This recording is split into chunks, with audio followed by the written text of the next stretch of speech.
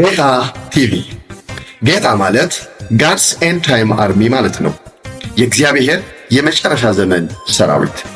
ጌታ ቲቪ ይህ የቴሌቪዥን ፕሮግራም በሪፍት ቫሊ ግሎባል ሚሽን የወንጌል አገልግሎት ተዘጋጅቶ የሚቀርብላችሁ መንፈሳዊ የቴሌቪዥን ፕሮግራም። በእግዚአብሔር ፍቅር የእግዚአብሔር ልጅነትን ያገኛችሁ በክርስቶስ ኢየሱስ ወንድሞቼና እህቶቼ በአገርም ውስጥ በውጭም ያላችሁ ሁሉ እግዚአብሔር አምላክ በዘላለም ፍቅሩ በኢየሱስ ክርስቶስ ስም ይሙላባችሁ። በእግዚአብሔር ጸጋና በእግዚአብሔር ኃይልና ምሕረት ዛሬ ደግሞ በውስጤ እግዚአብሔር ያስቀመጠውን እናገር ዘንድ ስለረዳኝ እግዚአብሔርን አመሰግናለሁ። በሪፍት ቫሊ ግሎባል ሚሽን ይዘን የቀጠልነው የዘመን መጨረሻ ሰራዊትን ማስነሳት መሰረቱ የእግዚአብሔር ፍቅር ስለሆነ የእግዚአብሔር ወይም ደግሞ የፍቅር ማህበረሰብ መገንባት በሚል ስራዎችን እየሰራን ያለነው።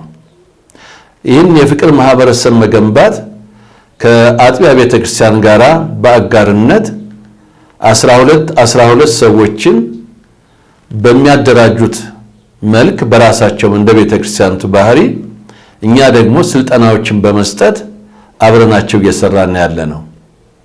ይሄ የፍቅር ማህበረሰብ እኛ የጀመርነው ሳይሆን ጌታችን ኢየሱስ ክርስቶስ የጀመረው ማህበረሰብ ነው። በ12ቱ ደቀ መዛሙርቶች ይህን የፍቅር ማህበረሰብ ጀምሮታል። ታዲያ ኢየሱስ ክርስቶስ ይህን ማህበረሰብ ሲጀምር እያስተማረ ምን ስለ እግዚአብሔር ፍቅር፣ ስለ ተገለጠው ፍቅር፣ ስለ እግዚአብሔር መንግስት ወንጌል እያስተማረ ደግሞም እየፈወሰ ደግሞም ከሰዎች አጋንንትን እያስወጣ የታሰሩትን እየፈታ የዓለም ብርሃን እየሆነ ደግሞም የተራቡትን እየመገበ መልካምነትን እያደረገ በገጠርና በከተማ እየዞረ ከደቀ መዛሙርቱ ጋር አብሮ እየበላ አብሮ እየጠጣ አገልግሎታቸውንም ደግሞ እንዲያሳድጉ እያስተማረ እያሳየ ያን የፍቅር ማህበረሰብ ገንብቶታል። ይሄ ፍቅር ማህበረሰብ ከተገነባ በኋላ በኢየሩሳሌም እንዲቆዩ መንፈስ ቅዱስን እስከሚቀበሉ ድረስ ባዛቸው መሰረት በጋራ ሆነው የእግዚአብሔርን ቃል እየተመገቡ ደግሞም እየጸለዩ ሳሉ ሁሉም ላይ መንፈስ ቅዱስ ተቀበሉ፣ መንፈስ ቅዱስን ተሞሉ። ይህ የፍቅር ማህበረሰብ ከዚያም በኋላ በአንድ ላይ መቆም ሆነላቸው። ደግሞም ያላቸውን ሁሉ በአንድ ላይ በማምጣት ማንም ሰው የሚያስፈልገውን እንዲያገኝ ሁሉም ሰው በደስታ እንዲመገቡ ቤት ለቤት እየሄዱ ይህንን ከእግዚአብሔር ልጅ ከኢየሱስ ክርስቶስ የተማሩትን የእግዚአብሔርን ፍቅር በሕይወታቸው ገለጡት። ከዛም እንኳን ስደት መጥቶ ከተበተኑ በኋላ ኢየሱስ እሱ ክርስቶስ እንደሆነ መመስከራቸውን አላቆሙም ነበረ። ደግሞም እግዚአብሔር አብሯቸው ይሰራ ስለነበር ዕለት ዕለት የሚድኑ ሰዎች የሚጨመሩ ነበር። በተለያዩ አገራት ቅዱሳን ችግር በሚገጥማቸው ጊዜ በሌላ አገር ደግሞ ያሉት የድህነታቸው ጥልቀት ከመስጠት ሳያግዳቸው ወደ ወገኖቻቸው የሚያስፈልገውን ምግብና አልባሳት ሌሎችንም ቁሳቁሶች ይልኩ ነበር። በዚህ አይነት የኢየሱስ ክርስቶስን የፍቅር ሌጋሲ ወይም የተሰጣቸውን ተልእኮ ፈጽመው አልፈዋል። ያ የእግዚአብሔር ፍቅር በውስጣቸው ገብቶ ስለነበረ 100% ይወዱት ስለነበረ ምንም እንኳን እሱ በወደደበት ፍቅር አይነት መግለጥ ባይችሉም ነገር ግን በፍጹም ነፍሳቸው ሐሳባቸውና ኃይላቸው ይወዱ ስለነበረ ለተሰጣቸው ተልእኮ እስከ ሕይወት መስዋዕትነት ድረስ ፍቅሩን ሲከፍሉ እናያለን። እንግዲህ በዚህም ባለንበት ዘመን ብዙ አክራሪነት በበዛበት፣ ብዙ ግለኝነት በበዛበት፣ ሰው ራሱን የሚያስተዋውቅበት፣ ሰው ራሱን የሚሰቅልበት ማለት ራሱን ከፍ የሚያደርግበት፣ ደግሞም ዛሬ ተጋብተው ነገ የሚለያዩበት፣ ትልልቅ ሰዎች የምንላቸው እንኳን ትዳራቸውን ፈተው ሌላ የሚያገቡበት፣ ግራ የተጋባ ዘመናዊነት የበዛበት፣ ሁሉ ራስ ተኮር ክርስትና ገንዘብ ተኮር ራእይ እና ክርስትና በበዛበት በዚህ በዘመን መጨረሻ አንድና አንድ መፍትሄው የፍቅር ማህበረሰብን መገንባት እንደሆነ እናምናለን። ይሄ ፍቅር ማህበረሰብ ሲገነባ በመካከላቸው ረሃብ አይኖርም። አንዱ እየበላ እየጠጣ ሌላው ደግሞ በረሃብ በጥማት አይሰቃይም። ይህም ብቻ ሳይሆን እናትና አባት የሞቱባቸው ወይም ደግሞ የሌሏቸው ልጆች የትምህርት የመማር ዕድል እንኳን አቅም ቢያጡ ያ ማህበረሰብ ዝም ብሎ አያቸውም።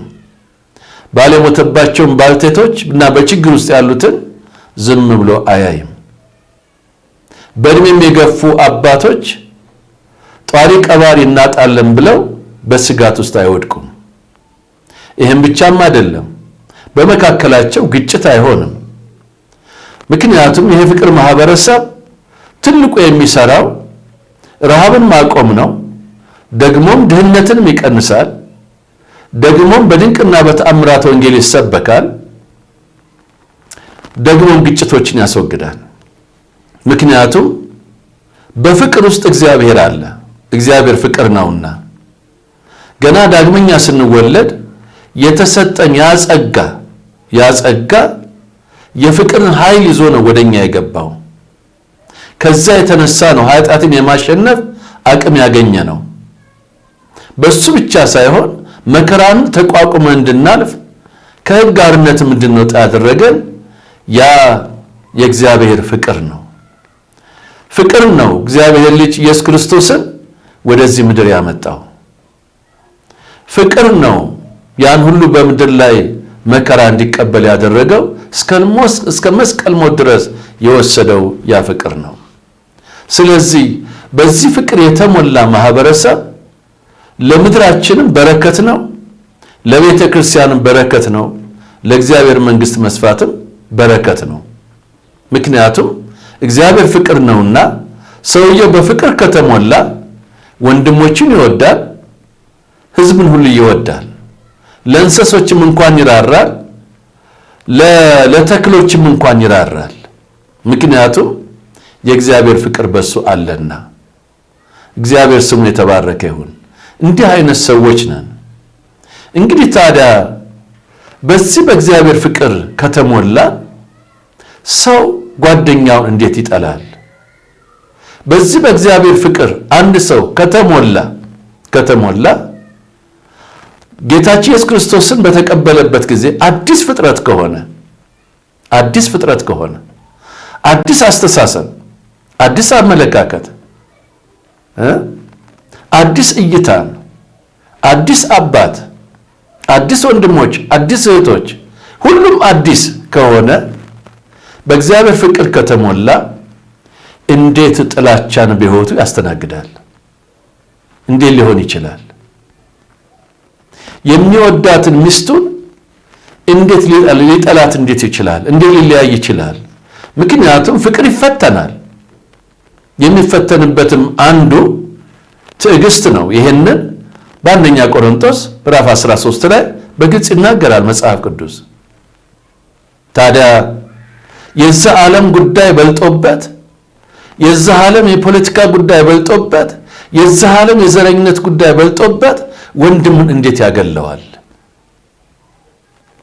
ይህንን ሁሉ ጥላቻ፣ በምድራችን ላይ ያለውን ጥላቻ ልናስወግድ የምንችለው የፍቅር ማህበረሰብን በመገንባት ነው። አብረውን የሚሰሩት አጥቢያዎች ይህንን በተግባር አይተውታል።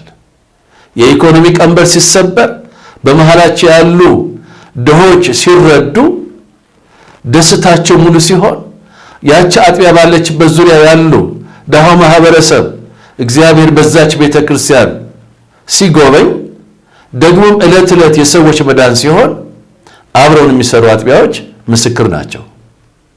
እናንተም ስልጠና መውሰድ ከፈለጋችሁ 27 ቶፒኮች አሉ ወይም ርዕሶች።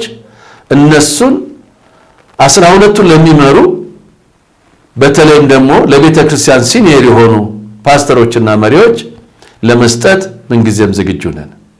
አብራችሁ ለመስራት ይህን ማህበረሰብ በመገንባት ምድራችን የሰላም እንድትሆን፣ ድህነት ከምድራችን እንዲነቀል እንዲወገድ፣ ጥላቻ እንዲወገድ፣ የእግዚአብሔር ኃይል ተገልጦ ዕለት ዕለት ወንጌል በተአምራት እየተሰበከ የሰዎች መዳን ዕለት ዕለት እንዲሆን ይህን ምኞት ያላችሁ አብራችሁ መስራት የፈለጋችሁ በታች በተቀመጠው ስልክ ቁጥር ማግኘትና አብረን መስራት እንችላለን። ዛሬ አንድ አጭር ቃል ማካፍላችሁ ፍቅር ራሱ ሕግ ነው። ፍቅር ሕግ ነው። የመሬት ስበት ሕግ እንዳለ እንደዚሁ ደግሞ ፍቅርም ሕግ ነው። ይህንን በመጀመሪያ በሮሜ ምዕራፍ 13 ከቁጥር 8 ጀምሮ ያለውን በጌታ በኢየሱስ ክርስቶስ ስም አነባለሁ። እንዲህ ይላል፣ እርስ በርሳችሁ ከመዋደድ በቀር ለማንም ዕዳ አይኑርባችሁ።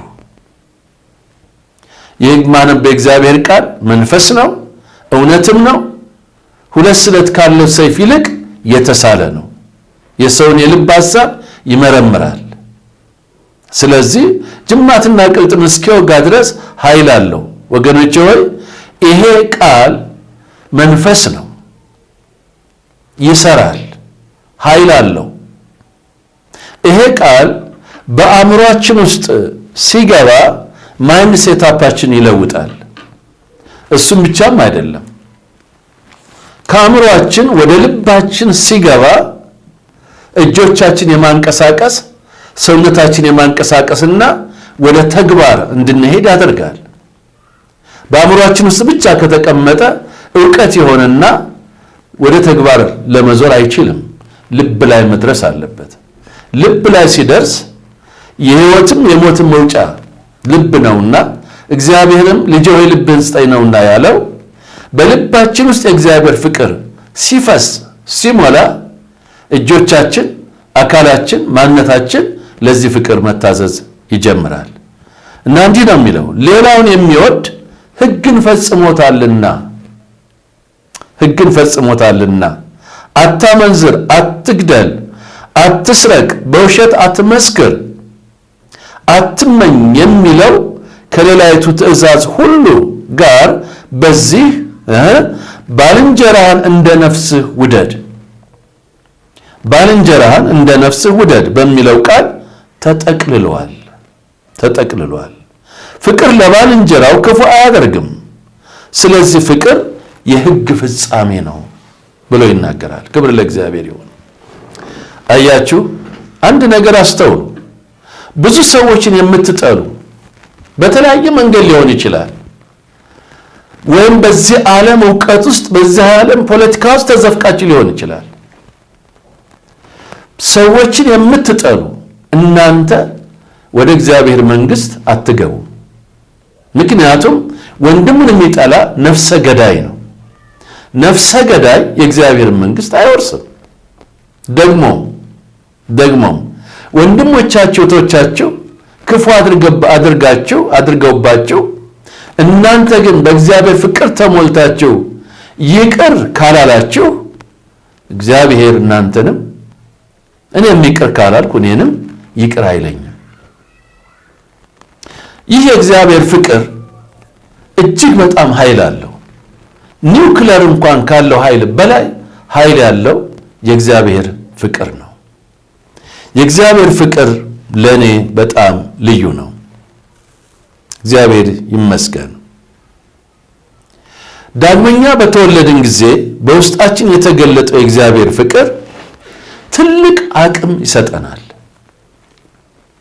ይሄ ዲቫይን ፓወር ነው ወይም የመለኮት ኃይል ነው። ፍቅር ቀላል አይደለም።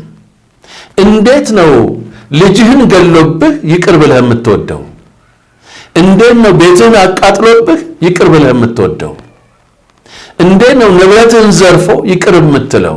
አዎ፣ ይህን ሁሉ እንድታደርግ የሚያስችል የእግዚአብሔር ጸጋ ተገልጧል። ያ የእግዚአብሔር ጸጋ ለእኛ የሰጠን ትልቅ የፍቅር ኃይል ነው። የፍቅር ኃይል ነው። ወንድሜ እህቶችም እንደ ታላቅ ወንድም ምክር አለኝ። ትዳር መስርታችሁ ከሰዎች ጋር ጓደኝነት ጀምራችሁ ለምን እንደገና በጥላቻ ትለያያላችሁ? ሚስጥሩ የእግዚአብሔር ፍቅር በእናንተ አለመሙላቱ ነው። ፍቅር ይፈተናል። አንዱ የሚፈተንበት ትዕግስት ነው። እኛ በትዕግስት ሰፊ ልብ ከሌለን ሰዎች ልንሸከም አንችልም። ስለዚህ መጽሐፍ ቅዱስ እንደሚል እርስ በርሳችን ከመዋደድ በቀር ሌላ ዕዳ የለብንም። በአንደኛ ጴጥሮስ ምዕራፍ 1:22 ላይ እርስ በርሳችሁ አጥብቃችሁ ተዋደዱ ይላል።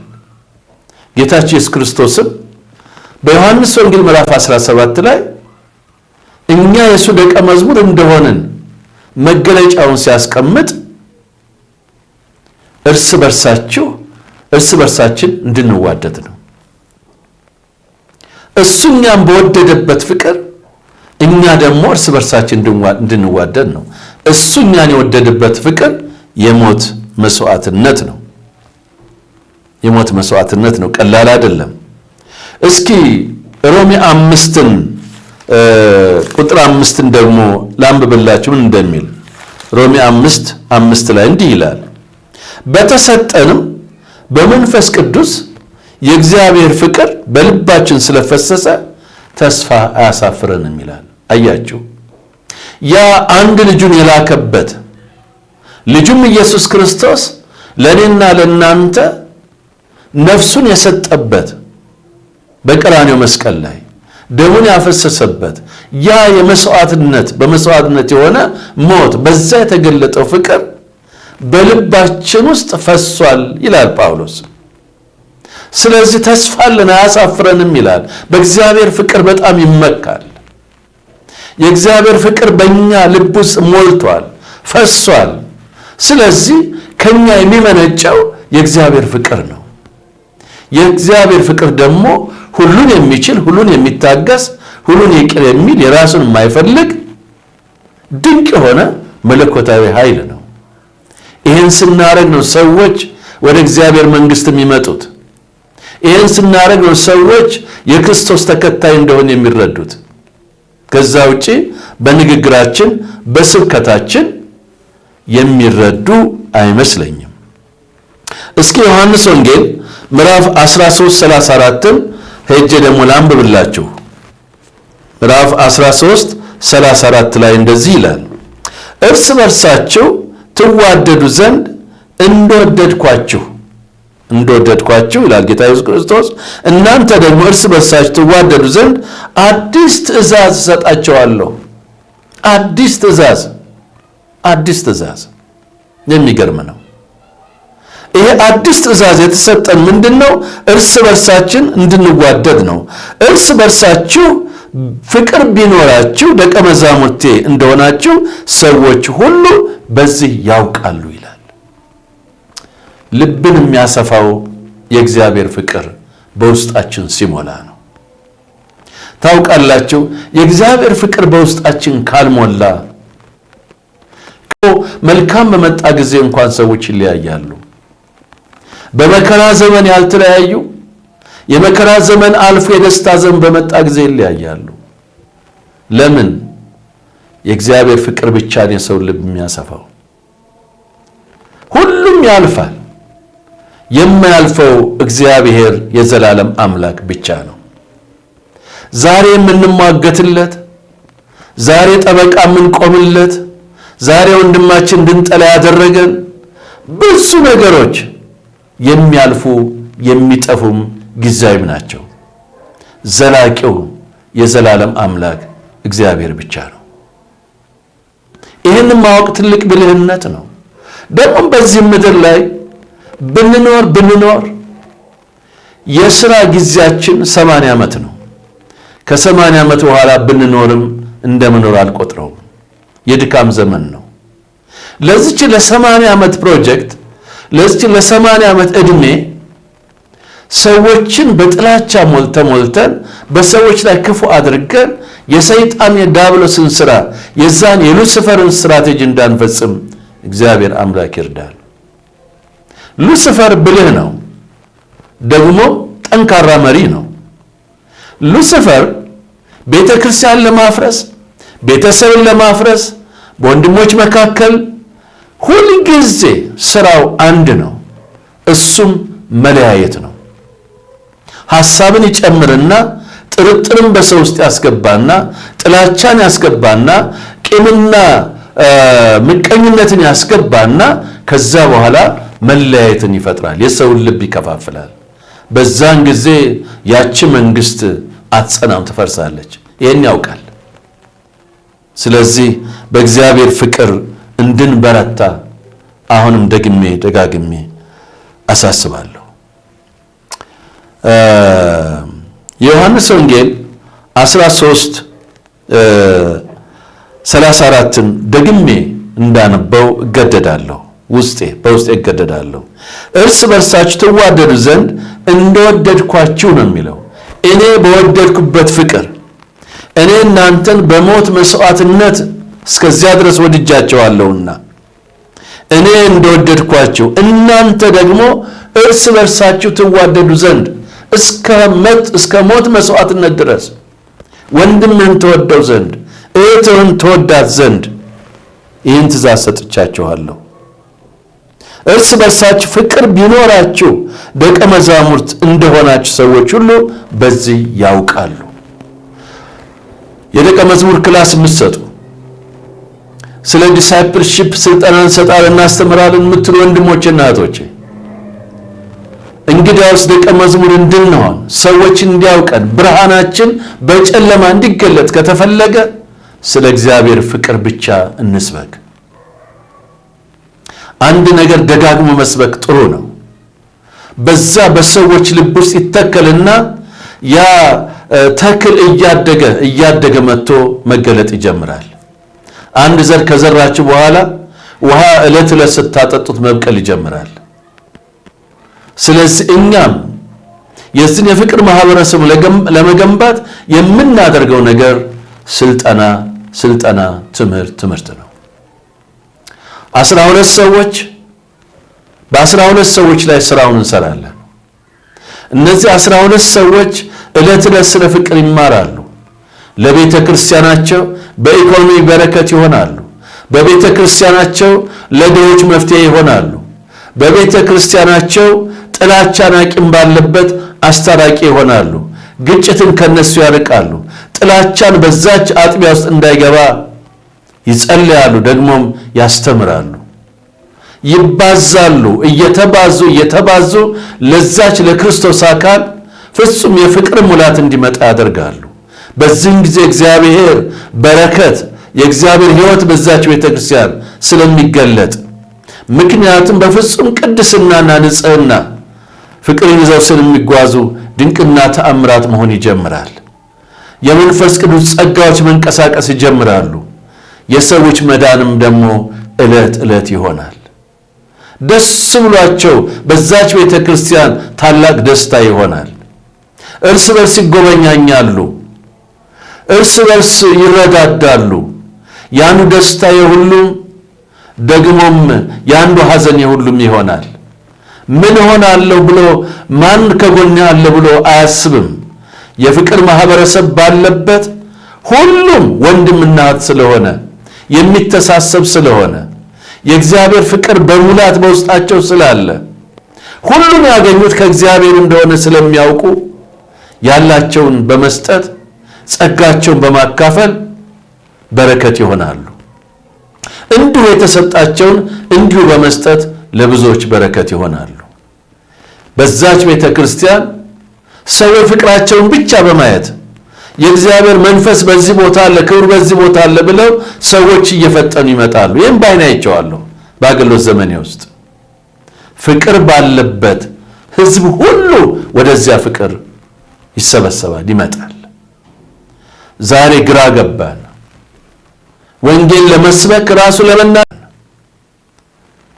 መፍትሄው አሁን የእግዚአብሔርን ፍቅር መሞላት ብቻ ነው። የዛን ጊዜ ራሱ የፍቅር አምላክ እግዚአብሔር መፍትሄውን ያመጣል። የዘመን መጨረሻ ሰራዊትም በፍቅር ተሞልተው ይገለጣሉ። ይሄ ደግሞ በዓለም ላይ ባሉ ኢትዮጵያውያን ሁሉ ይሆናል። ዛሬ የምናየው ጥላቻ፣ ዛሬ የምናየው መከፋፈል፣ ዛሬ የምናየው መናናቅ አባቶችን መናቅ ማዋረድ፣ አባቶችም ልጆችን ወይም ደግሞ አለማሳደግ፣ አለመመገብ፣ አለማሰማራት፣ እነዚህ ሁሉ አናያቸውም።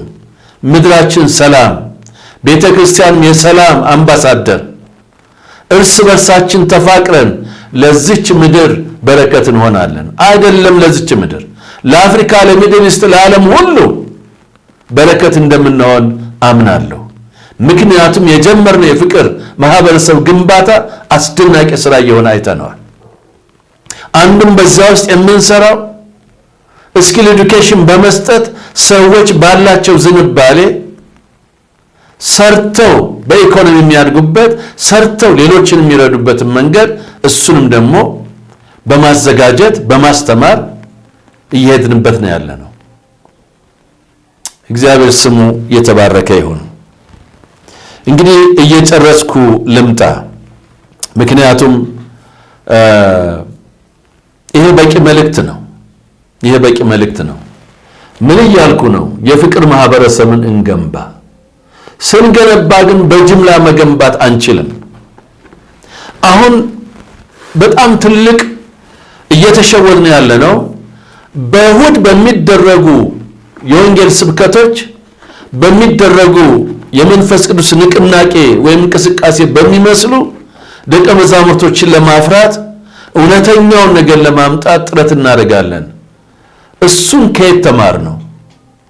ደቀ መዛሙርቱ ሐዋርያትም ያስተማሩን በስሞል ግሩፕ ነው። ኢየሱስ ክርስቶስም ደቀ መዛሙርቶችን በ12 ነው። ይሄ 12 ቁጥር ፍጹምነትና ትክክለኝነት የሚያሳይ ነው። ስለዚህ 120 ምዕመን ያላት በ10 ብትከፍለው እነዚህን 10ን መሪዎቻቸውን ፋሲሊቴተሮቻቸውን ብቻ ስለ እግዚአብሔር ፍቅር ካሪኩለም ዳርጋ ብታስተምር፣ እነሱ ደግሞ ሌላውን ቢያስተምሩ ያቺ ቤተክርስቲያን በፍቅር ትገነባለች። እኛ 26 ቶፒኮች ናቸው ያሉን። በሳምንት ለ2 ሰዓት እናስተምራለን። ከዚያም በኋላ እነዚህን ቶፒኮች እንደጨረሱ ሰርቲፊኬት እናዘጋጃለን። ባለቤቷ አጥቢያ ነች። ሚኒስትሪ መቼም ቢሆን የአጥቢያን ስራ ሊተካ አይችልም፣ ሊሆንም አይችልም። አንዳንድ ሚኒስትሪዎች በሚኒስትሪ ጀምረው ወደ ቤተክርስቲያን እንደሚዞሩ አውቃለሁ። እኛ ላለፉት 27 ዓመት እግዚአብሔር እያገለገልን እዚህ ደርሰናል። ያ ራእያችን አይደለም። እኛ የምናምነው ሚኒስትሪ አጋዥ አጥቢያዎችን የሚያግዝ አገልግሎት ነው። ስለዚህ በዚህ የፍቅር ማህበረሰብ ግንባታ ውስጥ ገብታችሁ ለኢትዮጵያ በረከት፣ ለቤተክርስቲያናችሁ በረከት ለመሆን የምትፈልጉ በታች በተቀመጠው አድራሻ ላይ ልታገኙ ትችላላችሁ። ለዛሬ በዚህ ላይ አበቃለሁ። በሚቀጥሉት በእነዚህ 26 ቶፒኮች ላይ በእነሱ ላይ በእያንዳንዱ አንዳንዱን በውይይት መልክ አንዳንዱ ደግሞ እንደዚህ በትምህርት መልክ እናቀርበዋለን። ጸልዩልን። እግዚአብሔር ፎር ወርልድ ኢቫንጀላይዜሽን ኢትዮጵያ ለዓለም የወንጌል ተልእኮ የማነሳሳት ስራም ጀምረናል። እግዚአብሔር በሕይወት እስከሚያኖረን ድረስ ስለ ወንጌል ሁሉ እናደርጋለን። ሌሎች ይሰሩታል። ሁሉም በተሰጠው ነው። በተሰጠን በወንጌል አገልግሎት እንደጀመርን በዚሁ በተሰጠን የወንጌል አገልግሎት ደግሞ ፍጻሜ ይሆንልናል። ስለዚህ አብራችሁ እንድትሰሩ እጋብዛችኋለሁ። እግዚአብሔር አምላክ ይባርካችሁ። ወንድማችሁ ገዛኸኝ ነኝ ከሪፍት ቫሊ ግሎባል ሚሽን። በጣም ወዳችኋለሁ፣ በጣም አከብራችኋለሁ። ዘመናችሁ ይባረክ በኢየሱስ ክርስቶስ ስም። ወንጌላችን ገና ድል ያደርጋል። እግዚአብሔር ቃል ገና